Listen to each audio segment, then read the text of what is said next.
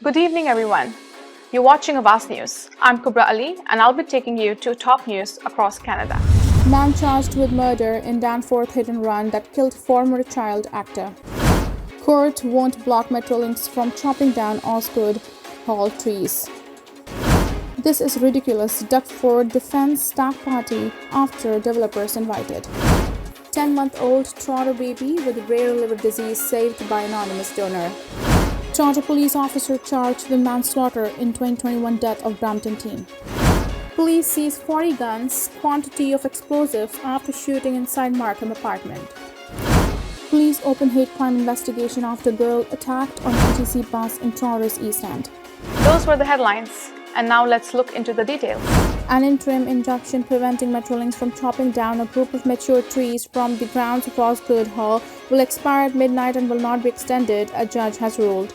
The trees, which sit on the nearly 200-year-old grounds on Osgood Hall at Queen Street West and University Avenue, have been slated for removal by Metrolinx in order to make way for a planned stop on the new Ontario line. The trees sit on the grounds adjacent to Nathan Phillips Square and offer a rare bit of foliage in the downtown core.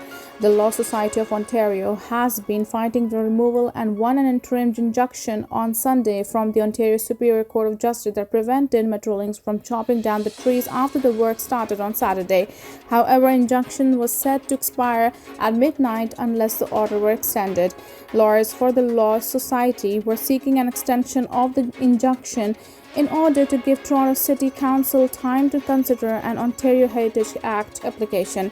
However, a judge ruled on Friday afternoon that injunction will expire at midnight and not be extended. Written reasons for the decision have not yet been released and are expected in coming days. Metrolinx has previously said that it held many meetings with stakeholder groups before the decision to cut down the trees and that the space is needed in order to accommodate the new line. Police seized a significant stockpile of firearms and explosives after responding to a reported shooting at a Markham apartment building earlier this week. Officers were first dispatched to a building near Elgin Mills Road East and Woodbine Avenue on Wednesday morning after residents heard a loud bang and alerted authorities.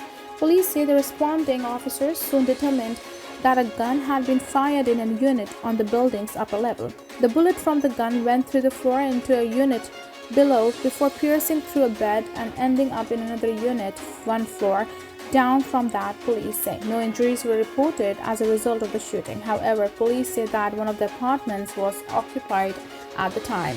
Investigators subsequently entered the unit where the firearm had been discharged and arrested 2 people, according to police. A search warrant was then executed, resulting in the seizure of 40 firearms, a large quantity of ammunition, prohibited magazines, improperly stored explosives, as well as the crossbow and composite brass knuckles. Kevin Lee, 43 of Markham, and Ophelia Chung, 39 of Markham, are facing 5 charges each, including mischief and endangering life. Police have opened a hate crime investigation after a suspect allegedly used a racial slur and attacked a girl on a TTC bus in the city's East End earlier this week. Police say that the victim was on the 23 Dawes bus near Main Street at around 4:15 p.m. on Wednesday when the alleged assault occurred. In a news release issued on Friday, police said that investigators are treating the incident as a suspected hate-motivated offense after consulting with the TPS hate crime unit. Police believe there are multiple victims to this incident and are appealing to public to come forward if they witnessed this incident or captured it on video, the release states. The incident comes in the wake of another suspected hate-motivated incident at Bloor Young Station on January 18. Police have said that the suspect in that incident allegedly struck one person on the head, which resulted in their religious head covering being knocked over and falling to the ground. There have also been a rash of other violent incidents on TTC in recent weeks, prompting police to deploy 80 officers on the transit system daily for the time being. The suspect in the incident on the 23 Dawes bus is described as approximately 40 years old and between 6 feet and 6 foot 1 in height with a medium build. He is also believed to have tattoos on his face and hands, police say. Ontario Premier Duckford defended the fact that developers were invited to his daughter's stag and do party, saying it was a private event and that media questions surrounding the incident were ridiculous. Questions came after province's integrity Commissioner were asked to look into whether the Premier breached the Members' Integrity Act. The request came in January, months after the party took place.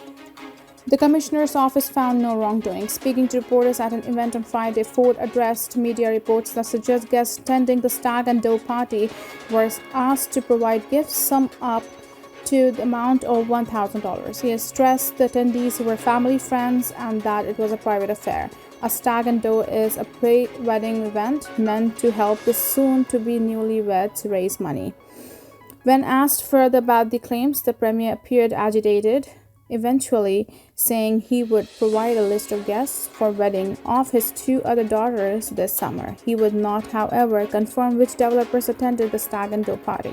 Ontario NDP leader Murray Stiles said in a statement Thursday the Premier should be transparent and put the interest of residents first and not the interest of the highest bidder. In a statement to CP24 on Thursday, spokesperson for Integrity Commissioner said they were told the guests at the Stag and Doe party were friends of the Ford family and in some cases have been for decades. Michelle Renaud, the Communications and Outreach Manager at the Office of the Integrity Commissioner of Ontario, said the information submitted showed the Premier had no knowledge of the gifts given to his daughter and son-in-law and that there was no discussion of government business at either of the events. Ford ties with developers have been questioned by opposition parties and environmental advocates who allege that he, as well as Housing Minister Steve Clark, tipped people off about their plans to develop parts of the Green Belt. Both Ford and Clark have denied the allegations. The Integrity Commissioner is currently investigating whether Clark may have breached Section 2 or Section 3 of the Members' Integrity Act. Section 2 covers conflict of interest and ensures that a member of legislature does not knowingly make a decision that could further their own private events or those of another individual. Section 3 prohibits a member from providing insider information that is not publicly available for their private gain. The province's Auditor General also opened an investigation and will be conducting a value for money audit into the financial and environmental impacts of the removal of more than 70,000 acres of previously protected land. The audit is expected to be completed sometime this year. Ontario Provincial Police Anti-Rackets Branch confirmed to CTV News Toronto Friday they are still looking into complaints surrounding the government's plans to develop the Green Belt, something they have been probing since mid-December. It has yet to be determined if there is any evidence to support an investigation. A Toronto police officer has been charged with manslaughter in the death of 19-year-old Brampton teen in 2021. Ontario's police watchdog said Friday Constable Calvin Au has been charged with manslaughter and aggravated assault in connection with the death of Chad Facey.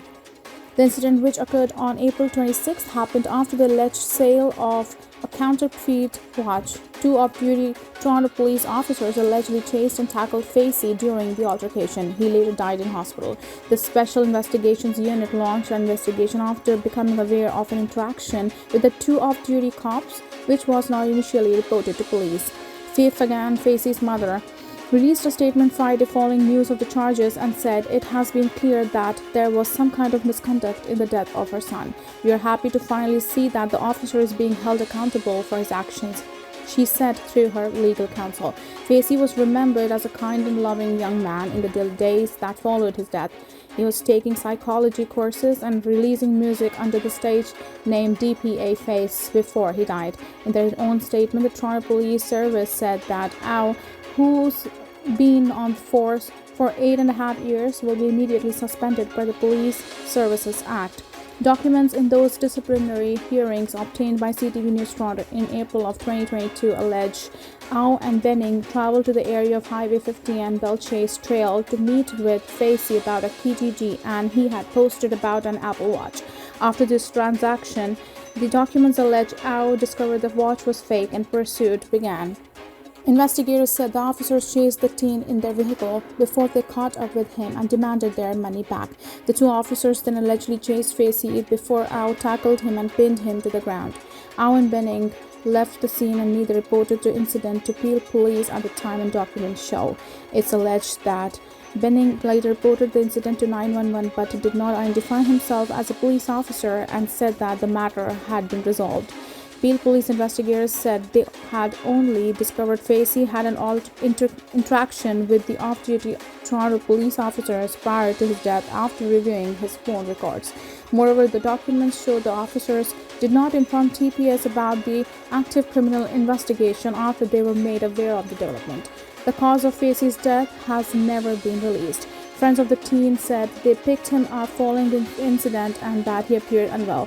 Facey's friends transported him to Brampton Civic Hospital, where he was pronounced dead a short time later. A lawyer for Facey's family said he suffered serious injuries, including hematoma to his head in the incident. Awaz is scheduled to appear in Brampton courtroom on March 2nd. A 10-month-old baby underwent a life-saving liver transplant in Toronto after matching with an anonymous donor following a months-long search. About a month ago, Eliza's doctor at Toronto's Hospital for Sick Children walked into her room and relayed the words her parents had been desperate to hear. They found a compatible donor. It seemed like a fairy tale, Eliza's mother, Preeta Haq, and father, Muniruzzaman Moni, said in a statement earlier this week. At 2 months old, Eliza has diagnosed with biliary atresia, a rare liver disease that blocks the tubes that carry bile from the liver to the gallbladder.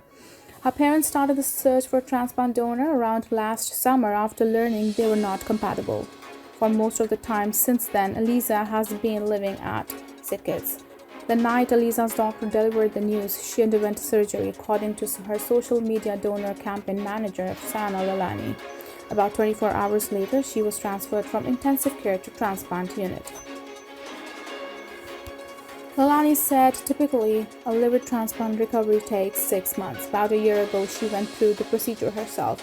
She said Eliza was recently discharged from the hospital and returned back home. To the incredible donor who saved Eliza, we thank you from the bottom of our hearts and pray you have a smooth recovery, Haq and Muni said. Toronto police have charged a suspect in connection with a hit-and-run on Danforth Avenue last Sunday that left a former child actor dead.